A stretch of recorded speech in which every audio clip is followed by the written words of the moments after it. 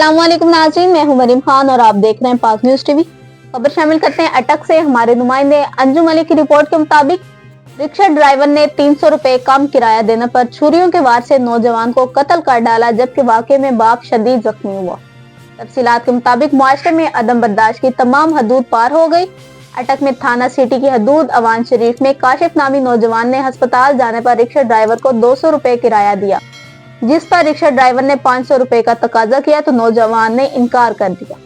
नौजवान के इनकार करने पर रिक्शा ड्राइवर ने झगड़ा शुरू कर दिया। ताहम मकतूल और रिक्शा ड्राइवर के झगड़े के मामले को मुकामी लोगों ने मामला रफा दफा करवा दिया था, लेकिन रिक्शा ड्राइवर उमर ने अपने दोस्त शानू से मिलकर घर के पास नौजवान पर छुरियों के वार कर दिए, जिसको बचाने के लिए उसका वालिद आया तो दोनों बाप बेटे पर मुल्जिमान ने छुरियों के वार किए, जिसके नतीजे में बेटा 37 साल काशिफ मौका पर जाँ बहक, जबकि उसका वालिद मुनीर शदीद जख्मी हो गया।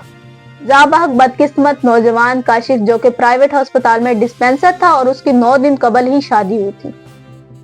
वाकई की इतला पर रेस्क्यू अमला ने लाश और जख्मी को डिस्ट्रिक्ट हेडक्वार्टर मुंतकिल कर दिया, जबकि थाना सिटी पुलिस का इलाका की नाकाबंदी करते हुए मुल्जिमान की गिरफ्तारी के लिए सर्च ऑपरेशन जारी है।